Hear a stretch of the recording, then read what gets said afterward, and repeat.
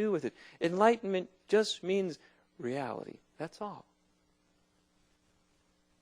It means perceiving things the way they are. Perceiving reality as opposed to living in a dream state. That's not spiritual, though. It's just truth. To see that everything is actually one thing, appearing different, but it's still one thing or one nothing, there's nothing spiritual about it.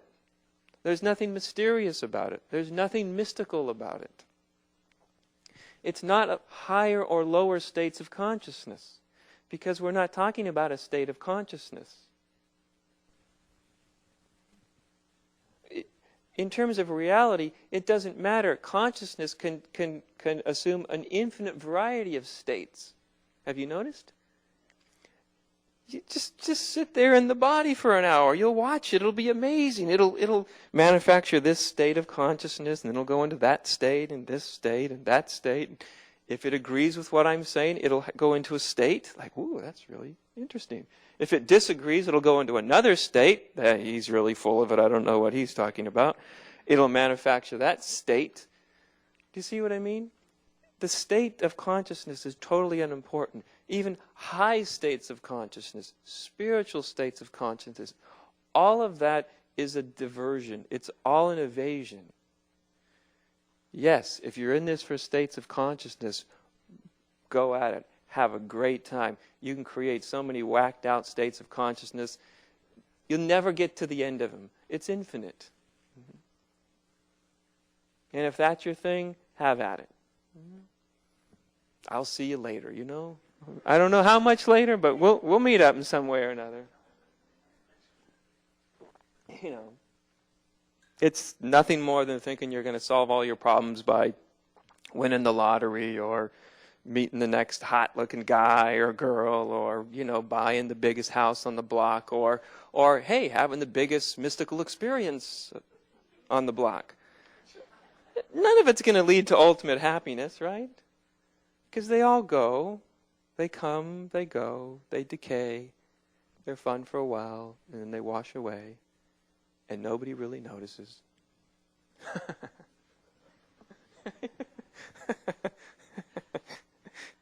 We're so funny as human beings, you know. We think we will be admired when we get something that other people don't have.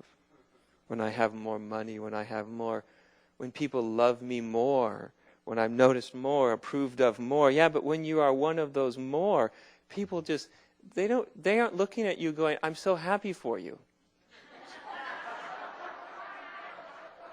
That's not how they're relating, right? Your next door neighbor is rich. You don't look and go, I'm so unimaginably happy for you, you know? But one thinks, if you were to get there, that's how everybody around you would think about you. They'd love you. They'd approve of you. But the thing is, they don't actually care. They only care in the way of, how do I get your $1 million? How does it go from you to me? How do I get your mystical experience? How do I get what you have? You see, that's all they're interested in. They're not admiring you. They're not even particularly happy for you. Any more than you're happy for them. Right? So it's so important to see that this thing about spiritual awakening, enlightenment, it's not about all that. Decades ago, Trungpa Rinpoche coined a wonderful phrase, spiritual materialism. Apparently nobody listened.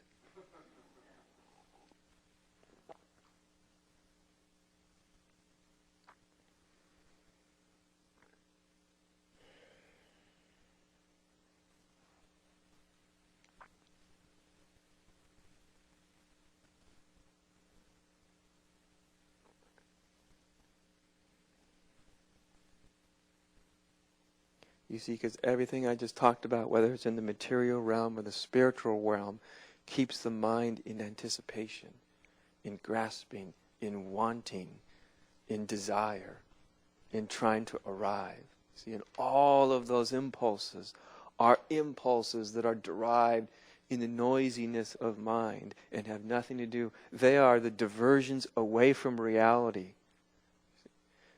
That's what it's amazing. At a certain point, when I realized, my God, 99% of what people are doing to wake up is actually reinforcing the dream state.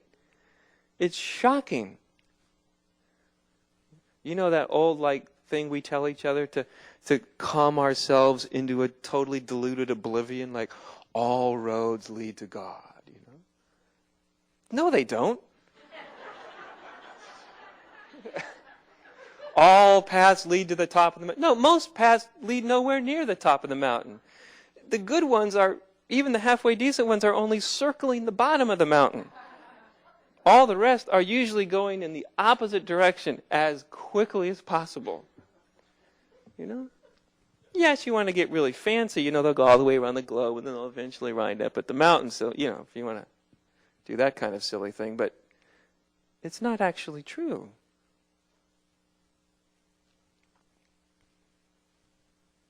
Actually, all paths lead away from the truth. How's that? All paths. There's no such thing as a path to the truth. The truth's already here. Where are you going? You see?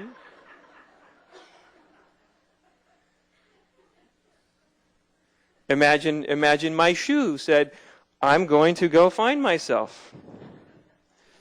Oh, wise shoe guru. Where do I have to walk to arrive at myself? Where do I go to find what is the path that will lead me to becoming what I am? What are you going to say to it? Should I go on that path, on that path? Should I walk that way, that way, that way? Should I hop up and down? What should I do? Could you imagine if your shoe started asking you such a ridiculous question? Well, why the hell did he ask me?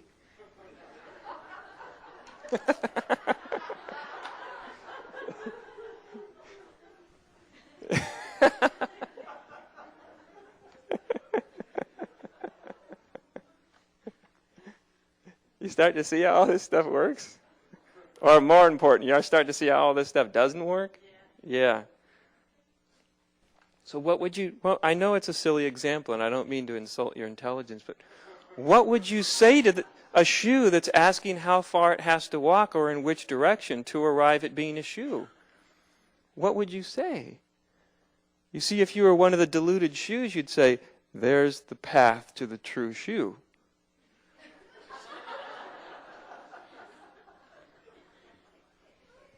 Right? And you'd probably find lots of people gather on the paths. And the more shoes that are walking in the same direction, the more certain they are that they're actually going in the right direction. Right? Safety in numbers sort of thing.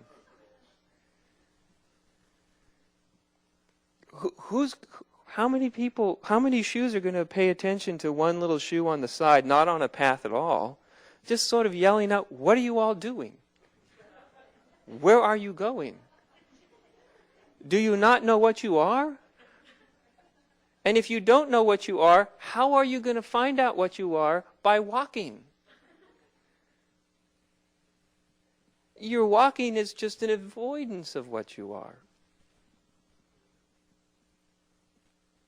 Well, then all the shoes might stop a moment, right? Scratch their soles or something, you know. And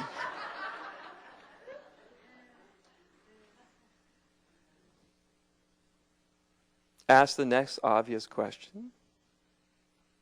Now what do we do? Now that we've stopped and gathered at the side of the path for a moment, what do we do? What are you going to say? You put yourself in the position of the enlightened shoe. What are you going to say? What path are you going to cook up for them? Which direction are you going to tell it to walk? Do you see what I mean? So if you just imagine you're the enlightened shoe, you are in just as much of a bind as all the unenlightened shoes are. Because you can't tell them which direction to walk to become what they already are. And that's what they want. And that's what they believe in.